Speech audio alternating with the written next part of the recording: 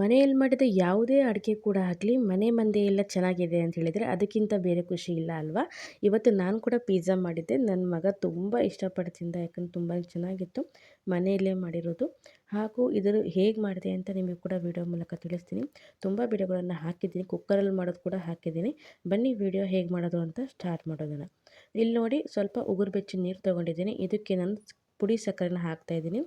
ನಂತರ ಇಲ್ಲಿ 1 ಚಮಚದಷ್ಟು ಇಲ್ಲಿ ಡ್ರೈ ಈಸ್ಟ್ ಅಂತ ಸಿಗುತ್ತೆ ನೋಡಿ, ಈ ರೀತಿ ಸ್ವಲ್ಪ ನೋಡೋಕ್ಕೆ ಇದು ಗಸಗಸೆ ಥರ ಇರುತ್ತೆ, ಸ್ವಲ್ಪ ಉದ್ದುದ್ದ ಇರುತ್ತೆ ಅಷ್ಟೇ. ಇಲ್ಲಿ ನೋಡಿ, ಸಕ್ಕರೆ ಮತ್ತು ನೀರನ್ನು ಮಿಕ್ಸ್ ಮಾಡಿದ್ವಲ್ಲ ನಾವು, ಅದೇ ಒಂದು ಪಾತ್ರೆಯಲ್ಲಿ ಇದನ್ನು ಹಾಕಿಬಿಟ್ಟು ಗಂಟು ಇಲ್ಲದೆ ಇರೋ ರೀತಿಯಲ್ಲಿ ಇದನ್ನು ಚೆನ್ನಾಗಿ ಮಿಕ್ಸ್ ಮಾಡ್ಕೊಳ್ಳಿ. ನಂತರದಲ್ಲಿ 10 ನಿಮಿಷಗಳ ಕಾಲ ಇದನ್ನು ನಾವು ಬಿಡಬೇಕಾಗುತ್ತೆ. ನಂತರ ನೋಡಿ, ಈ ರೀತಿಯಾಗಿ ಉಬ್ಬಿ ಬರುತ್ತೆ. ಈ ರೀತಿ ಉಬ್ಬಿ ಬಂದರೆ ಪಿಜ್ಜಾ ಕರೆಕ್ಟಾಗಿ ಬರುತ್ತೆ ನಮಗೆ. ಮತ್ತೊಂದು ಈಸ್ಟ್ಗಳಿರ್ತವೆ, ಕೆಲವೊಂದು ಓಲ್ಡ್ ಅಂದರೆ ಹಳೆಯ ಈಸ್ಟ್ಗಳೆಲ್ಲ ಕೊಟ್ಬಿಡ್ತಾರೆ, ಅದು ಈ ರೀತಿ ಉಬ್ಬೋದೇ ಇಲ್ಲ. ಟೈಮಿಂಗ್ಸ್ ಅಂತ ಇರುತ್ತೆ, ಟೈಮಿಂಗ್ ಕರೆಕ್ಟಾಗಿ ನೋಡಿ ತೊಗೊಳ್ಳಿ ನೀವು. ಅಂದರೆ ಡೇಟ್ ಇಷ್ಟಿಗೆ ಎಕ್ಸ್ಪೈರಿ ಅಂತ ಇರುತ್ತಲ್ಲ, ನೋಡಿ ತೊಗೊಳ್ಳಿ ನೀವು. ನಂತರದಲ್ಲಿ 1 ಕಪ್ಪಷ್ಟು ಇಲ್ಲಿ ಮೈದಾ ಹಿಟ್ಟು ತೊಗೊಂಡಿದ್ದೀನಿ. ನೀವು ಗೋಧಿ ಹಿಟ್ಟಲ್ಲಿ ಕೂಡ ಮಾಡ್ಕೋಬೋದು, ಆ ವಿಡಿಯೋ ಕೂಡ ಹಾಕಿದ್ದೀನಿ, ನೋಡ್ಕೊಳ್ಳಿ. ಮೈದಾ ಹಿಟ್ಟಿಗೆ ಚಿಟಿಕೆ ಉಪ್ಪನ್ನು ಹಾಕಿಬಿಟ್ಟು ಇಲ್ಲಿ ಮಿಕ್ಸ್ ಮಾಡಿರುವಂಥ ಈಸ್ಟ್ ಇತ್ತಲ್ಲ, ಇದನ್ನು ಹಾಕಿಬಿಟ್ಟು ಸ್ವಲ್ಪ ಕಲಿಸ್ಕೊಳ್ತಾ ಇದ್ದೀನಿ. ನೋಡಿ, ಸ್ವಲ್ಪ ಕಲಿಸುವಾಗ ನಮಗೆ ಇದು ಈಸ್ಟ್ ಎಲ್ಲ ಸ್ವಲ್ಪ ಬಿಸಿ ಬಿಸಿ ಅನಿಸುತ್ತೆ ನಮಗೆ. ನಂತರದಲ್ಲಿ ಈಗ ಇಷ್ಟು ಎಲ್ಲ ನೋಡಿ, ಅದು ಖಾಲಿಯಾಗಿದೆ. ಈಗ ಬೇಕಾದಷ್ಟು ನೀರನ್ನು ಹಾಕಿಬಿಟ್ಟು, ಅಂದರೆ ಎಷ್ಟು ಬೇಕೋ ಅಷ್ಟು ನೀರನ್ನು ಹಾಕಿಬಿಟ್ಟು ಈಗ ಮಿಕ್ಸ್ ಮಾಡ್ಕೋಬೇಕು. ತಣ್ಣೀರೇ, ಬಿಸಿನೀರನ್ನೆಲ್ಲ ನೋಡಿ, ಸ್ವಲ್ಪ ಸ್ವಲ್ಪನೇ ನೀರನ್ನು ಹಾಕಿಬಿಟ್ಟು ಚಪಾತಿ ಹಿಟ್ಟಿನ ಹದಕ್ಕೆ ಇದನ್ನು ಕಲಿಸ್ಕೋಬೇಕು. ಜೊತೆಯಲ್ಲಿ ಸ್ವಲ್ಪ ನೀವು ತುಪ್ಪ ಅಥವಾ ಬೆಣ್ಣೆನ ಹಾಕ್ಕೋಬೋದು. ಬೆಣ್ಣೆನೂ ಚೆನ್ನಾಗಿರುತ್ತೆ, ಆ ವಿಡಿಯೋ ಕೂಡ ಹಾಕಿದ್ದೀನಿ, ನೋಡ್ಕೊಳ್ಳಿ. ಇವತ್ತು ನಾನು ತುಪ್ಪನ ಹಾಕ್ತಾಯಿದ್ದೀನಿ, ಅಂದರೆ ಇವತ್ತಂದರೆ ನಿಮಗೆ ತೋರ್ಸೋಕ್ಕಷ್ಟೇ, ತುಂಬ ಸರಿ ಮಾಡಿದ್ದೀನಿ ನಾನು. ನೋಡಿ, ಈ ರೀತಿ ತುಪ್ಪನ ಸ್ವಲ್ಪ ಹಾಕಿಬಿಟ್ಟು ಈಗ ನುಣ್ಣಗೆ, ಅಂದರೆ ನೈಸಾಗಿ ಕಲಿಸ್ಕೋಬೇಕು. ನೋಡಿ, ಈ ರೀತಿ ನೈಸಾಗಿದೆ. ಈಗ ಇದನ್ನು ಮೇಲ್ಗಡೆ ಪದರನ ಕೆಳಗಡೆ ಈ ರೀತಿ ಬಗ್ಗಿಸ್ತು, ಸ್ವಲ್ಪ ಈ ರೀತಿ ಒಂದು ಉಂಡೆ ಥರ ಮಾಡ್ಕೊಳ್ಳಿ. ಅಂದರೆ ಮೇಲ್ಗಡೆ ಉಬ್ಬಿ ಬರುತ್ತೆ, ಚೆನ್ನಾಗಿರುತ್ತೆ. ಕೆಳಗಡೆ ಸ್ವಲ್ಪ ಈ ರೀತಿ ಮಡಚ್ಕೊಳ್ಳಿ, ಸ್ವಲ್ಪ ನೋಡಿ, ಈ ರೀತಿ ಸ್ವಲ್ಪ ಈ ರೀತಿ ಅಗಲಿಸ್ಕೊಳ್ಳಿ ನೀವು. ನೋಡಿ, ಕೆಳಗಡೆ ಸ್ವಲ್ಪ ಈ ರೀತಿ ಪ್ರೆಸ್ ಮಾಡ್ಕೊಳ್ಳಿ. ಈಗ ಮೇಲ್ಗಡೆ ಸ್ವಲ್ಪ ಎಣ್ಣೆನ ಹಾಕಿಬಿಟ್ಟು ಹಚ್ಚಿಬಿಟ್ಟು ಈಗ ಇದನ್ನು ಅದೇ ಪ್ಲೇಟಲ್ಲಿ ಮುಚ್ಚಿ 1.5 ತಾಸು ಅಥವಾ 2 ತಾಸಷ್ಟು ಬಿಡಬೇಕು. ಆವಾಗ ಒಂದು ಉಂಡೆ ಡಬಲ್ ಆಗಿರುತ್ತೆ ನೋಡಿ, ಇಷ್ಟು ಡಬಲ್ ಆಗಿದೆ, ಮತ್ತು ಉಬ್ಬಿ ಬಂದಿರುತ್ತೆ ನೋಡಿ, ಈ ರೀತಿ ಜಾಲರಿ ಇರುತ್ತೆ, ಈ ರೀತಿಯಾಗಿ ಬರಬೇಕು. ನೋಡಿ ಎಷ್ಟು ಚೆನ್ನಾಗಿ ಜಾಲರಿ ಬಂದಿದೆ ಅಂತ. ಈಗ ಇದನ್ನು ನಾವು ಮತ್ತೊಂದು ಸರಿ ಚೆನ್ನಾಗಿ ನಾದ್ಬಿಟ್ಟು, ನಾನಿಲ್ಲಿ 4 ಉಂಡೆನ ಮಾಡ್ಕೊಳ್ತಾ ಇದ್ದೀನಿ. ಸದ್ಯಕ್ಕೆ ಈಗ 2 ಉಂಡೆ ಮಾಡಿದ್ದೀನಿ, ಅಂದರೆ ಡಬಲ್ ಲೇಯರ್ನ ನಾನು ಮಾಡ್ತಾಯಿದ್ದೀನಿ. ನೋಡಿ, ಈ ರೀತಿ ಒಂದು ಉಂಡೆನ ನಾನು ಈ ರೀತಿ ಲಟ್ಟಿಸ್ಕೊಳ್ತಾ ಇದ್ದೀನಿ. ಕೆಳಗಡೆ ಬೇಕಾದ್ರೆ ನೀವು ಮೈದಾ ಹಿಟ್ಟು ಬೇಕಾದ್ರೆ ಹಾಕಿ ಲಟ್ಟಿಸ್ಕೊಬೋದು. ನೋಡಿ, ಒಂದು ಲಟ್ಟಿಸ್ಕೊಂಡಿದ್ದೀನಿ, ಎರಡನೇದು ಕೂಡ ಈ ರೀತಿ ಲಟ್ಟಿಸ್ಕೊಂಡ್ಬಿಟ್ಟಿದೆ. ಸ್ವಲ್ಪ ಮೈದಾ ಹಿಟ್ಟು ಹಾಕಿ ಲಟ್ಟಿಸಿದ್ದೀನಿ ಎರಡನೇದಕ್ಕೆ. ಮತ್ತೊಂದು ನಾನು ಇಟ್ಟಿದ್ದೆಲ್ಲ ಉಂಡೆ, ಅದನ್ನು ನಾನು ರಾತ್ರಿ ಮಾಡ್ತೀನಿ. ರಾತ್ರಿ ವೀಡಿಯೋ ಚೆನ್ನಾಗಿ ಬರೋದಿಲ್ಲ ಅಂತ ಇದನ್ನು ನಾನು ಮಧ್ಯಾಹ್ನದಲ್ಲಿ ಮಾಡಿ ತೋರಿಸ್ತಾ ಇದ್ದೀನಿ ನಿಮಗೆ. ಇಲ್ಲಿ ನೋಡಿ, ಒಂದು ಲೇಯರ್ ರೆಡಿಯಾಗಿದೆ. ಇದಕ್ಕೆ ಸ್ವಲ್ಪ ಚೀಸ್ನ ಹಾಕ್ತಿದ್ದೀನಿ. ನೀವು ಯಾವುದ್ಯಾವುದೋ ಚೀಸ್ ಹಾಕಿದ್ರೆ ನಿಮಗೆ ಚೀಸಿಯಾಗಿ ಬರೋದಿಲ್ಲ, ಅದು ಚೆನ್ನಾಗಿ ಬರೋದಿಲ್ಲ.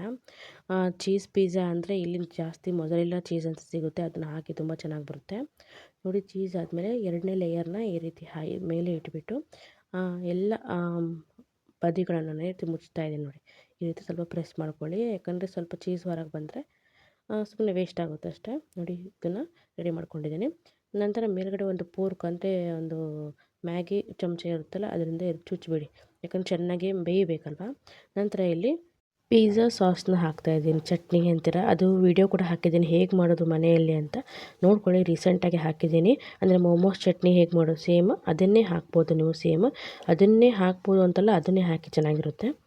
ನೋಡಿ, ಇಲ್ಲಿ ಮೋಮೋಸ್ ಚಟ್ನಿ ಅಥವಾ ಪಿಜ್ಜಾ ಚಟ್ನಿ ಏನಂತೀರ ಅದನ್ನು ಹಾಕಿಬಿಟ್ಟು, ನಂತರದಲ್ಲಿ ಕಟ್ ಮಾಡಿರುವಂಥ ಈರುಳ್ಳಿ ರೌಂಡಾಗಿ ಈ ರೀತಿ ನಾನು ಬಿಡಿಸ್ಕೊಂಡಿದ್ದೀನಿ, ಇದನ್ನು ಕೂಡ ಇಲ್ಲಿ ಮೇಲೆ ಇಡ್ತಾಯಿದ್ದೀನಿ. ನಂತರ ಇಲ್ಲಿ ಪನ್ನೀರ್ ತರಬೇಕು ಅಂದ್ಕೊಂಡೆ, ನೆನಪಿರಲಿಲ್ಲ, ಆದ್ದರಿಂದ ನಾನೇ ಸ್ವಲ್ಪ ಪನ್ನೀರನ್ನ ಮನೇಲಿ ಮಾಡಿಕೊಂಡೆ. ಅಂದರೆ ಸ್ವಲ್ಪ ಹಾಲು ತೊಗೊಂಡು ಅದನ್ನು ಒಡಿಸ್ಬಿಟ್ಟು ಚೆನ್ನಾಗಿ ಹಿಂಡಿ, ಅದೇ ಸೇಮ್ ಪನ್ನೀರ್ ವಿಡಿಯೋ ಕೂಡ ನಾನು ಹಾಕಿದ್ದೀನಿ, ನೋಡ್ಕೊಳ್ಳಿ. ನಂತರ ಮೇಲುಗಡೆಯಲ್ಲಿ ಆರಿಗ್ಯಾನೋ ಅಂತ ಸಿಗುತ್ತೆ, 10 ರೂಪಾಯಿ ಪ್ಯಾಕೆಟ್ ಅಂಗಡಿಯಲ್ಲಿ ಸಿಗುತ್ತೆ. ಒಂದು ಪ್ಯಾಕೆಟಲ್ಲಿ 4 ಪಿಜ್ಜಾ ಮಾಡ್ತೀನಿ ನಾನು. ನೋಡಿ, ಇಲ್ಲಿ ಸ್ವಲ್ಪ ಆರಿಗಾನೋ ನಾನು ಪೌಡ್ರನ್ನ ಹಾಕ್ತಾಯಿದ್ದೀನಿ. ಹಾಗೆ ಸ್ವಲ್ಪ ಚಿಲ್ಲಿ ಫ್ಲೇಕ್ಸ್ ಅದನ್ನು ಸಿಗುತ್ತೆ, 10 ರೂಪಾಯಿ ಪ್ಯಾಕೆಟು, ಅದನ್ನು ಸ್ವಲ್ಪ ಉದುರಿಸಿದ್ದೀನಿ ಮೇಲೆ. ನಂತರದ ಮೇಲಿಂದ ಸ್ವಲ್ಪ ಇಲ್ಲಿ ಚೀಸ್ನ ಹಾಕಿದ್ದೀನಿ. ನಂತರ ಇಲ್ಲಿ ಆಲಿವ್ಸ್ ಅಂತ ಸಿಗುತ್ತೆ, ಅದು ಹೊಸ್ದಾಗಿ ಬಂದಿದೆ ಅಂತ ಅಂಗಡಿಯಲ್ಲಿ, ಅದನ್ನು ತೊಗೊಂಬಂದಿದ್ದೆ. ಅದನ್ನು ಈಗ ಮೇಲ್ಗಡೆ ಅರ್ಧ ಭಾಗದಷ್ಟು ಕಟ್ ಮಾಡಿ ಇಟ್ಟಿದ್ದೀನಿ.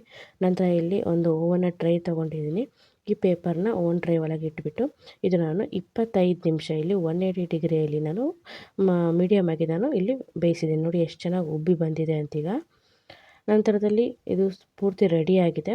ಪೂರ್ತಿ ಅಂದರೆ ಯಾವ ಒಂದು ಮೆಸರ್ಮೆಂಟಲ್ಲಿ ಎಷ್ಟಿಡಬೇಕು ಅಂತ ಆ ವಿಡಿಯೋ ಕೂಡ ಹಾಕಿದ್ದೀನಿ. ಗೊತ್ತಾಗಲಿಲ್ಲ ಅನ್ನೋರು ಆ ವಿಡಿಯೋ ನೋಡ್ಕೊಳ್ಳಿ. ನೋಡಿ ಪಿಜ್ಜಾ ರೆಡಿಯಾಗಿದೆ. ಎಷ್ಟು ಚೀಸಿಯಾಗಿ ಬಂದಿದೆ ಅಂದರೆ ಮಾಡಿದ ಕೂಡ ತಿಂದ್ಬಿಡ್ಬೇಕು. ನಾವಿಲ್ಲಿ ಆ ವಿಡಿಯೋ ಮಾಡೋಣ, ಈ ವಿಡಿಯೋ ಮಾಡೋಣ ಅಂದರೆ ಚೀಸ್ ಬೇಗ ಗಟ್ಟಿಯಾಗಿಬಿಡುತ್ತೆ. ನೋಡಿ ಇಲ್ಲಿ ನಾನು ಕಟ್ಟೆನ ಮಾಡಿದೆ. ನಂತರದಲ್ಲಿ ಅಲ್ಲಿ ಕ್ಯಾಮ್ರಾನ ಅಂದರೆ ಸೆಟ್ ಮಾಡಿದ್ದಿಲ್ಲ, ಅದನ್ನು ಸೆಟ್ ಮಾಡ್ಕೊಳಕ್ಕೆ ನಾವು ಆ ಕಡೆ ಹೋಗ್ಬಿಟ್ಟೆ. ನಾನು ಮಾಡಿಬಿಟ್ಟು ಸ್ವಲ್ಪ ಇದು ಗಟ್ಟಿ ಆಗ್ತಾ ಬಂದ್ಬಿಡ್ತು. ನೋಡಿ ಈಗ ಕಟ್ ಮಾಡಿಕೊಟ್ಟು ತೋರಿಸ್ತೀನಿ. ಎಷ್ಟು ಚೀಸಿಯಾಗಿ ನೋಡಿ ಈ ರೀತಿ ಬರುತ್ತೆ. ಬನ್ನಿ ನಾವೀಗ ತಿನ್ನೋಕೆ ರೆಡಿ ಮಾಡ್ಕೊಂಡಿದ್ದೀವಿ. ಅಂದರೆ ಒಂದ್ಸರಿ ಬಾಯಲ್ಲಿ ಇಟ್ಬಿಟ್ರೆ ಎಷ್ಟು ಚೆನ್ನಾಗಿರುತ್ತೆ ಅಂದರೆ ನೋಡಿ, ಒಂದು ಎಕ್ಸ್ಪ್ರೆಷನ್ ನಿಮಗೆ ಗೊತ್ತಾಗ್ತಿರ್ಬೋದು ಅಷ್ಟು ಚೆನ್ನಾಗಿದೆ ಅಂತ. ನಂತರದಲ್ಲಿ ನಾನು ತಿನ್ನೋಕ್ಕೆ ರೆಡಿ ಆದೆ. ನಂತರ ಪೇಪರ್ನ ಕೆಳಗಡೆ ಒಗೆದ್ಬಿಟ್ಟೆ, ಯಾಕಂದ್ರೆ ಸ್ವಲ್ಪ ಸರಿದಾಡ್ತಿತ್ತು. ನಂತರ ಅವನು ನಮ್ಮ ಒಂದು ಏನೋ ಗುಸುಗುಸು ಅಂತಿದ್ದ, ನಾನೇನೋ ಹೇಳಬೇಕು ಅಂತ.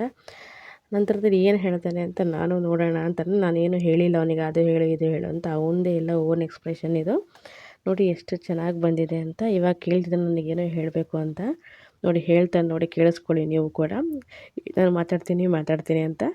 ತುಂಬ ಮಾತಾಡಿ ಬಾಯಲ್ಲಿರೋದು ಮುಗಿಲಿ, ಆಮೇಲೆ ಮಾತಾಡ್ತೀನಿ ಅಂತ ಹೇಳ್ದೆ. ನೋಡೋಣ ಏನು ಹೇಳ್ತಾನೆ ಅಂತ. The pizza is so nice. ನೋಡಿ ಪಿಜ್ಜಾ ಇಸ್ ಸೋ ನೈಸ್ ಅಂತೆ. ನನಗೆ ತುಂಬ ಖುಷಿ ಆಯಿತು, ಯಾಕಂದರೆ ನಾನೇನು ಹೇಳ್ಕೊಟ್ಟಿಲ್ಲ, ಅವನಾಗೆ ಹೇಳಿರುವಂಥದ್ದು. ನೋಡಿ ನೀವು ಕೂಡ ಈ ರೀತಿಯಾಗಿ ಏನಾದ್ರು ಡಿಫ್ರೆಂಟಾಗಿ ಮನೆಯಲ್ಲಿ ಮಕ್ಳಿಗೆ ಕೂಡ ಮಾಡಿಕೊಡ್ಬೋದು. ಅವರು ಕೂಡ ಇಷ್ಟಪಟ್ಟು ತಿಂತಾರೆ. ಓವನ್ ಇದ್ರಲ್ಲ, ಕುಕ್ಕರಲ್ಲಿ ಮಾಡೋದು ಹೇಗೆ ಅಂತ ಕೂಡ ವೀಡಿಯೋ ಹಾಕಿದ್ದೀನಿ. ಇಷ್ಟ ಆದರೂ ಲೈಕ್ನ ಮಾಡಿ ಹಾಗೆ ಫಾಲೋ ಮಾಡ್ಕೊಳ್ಳಿ.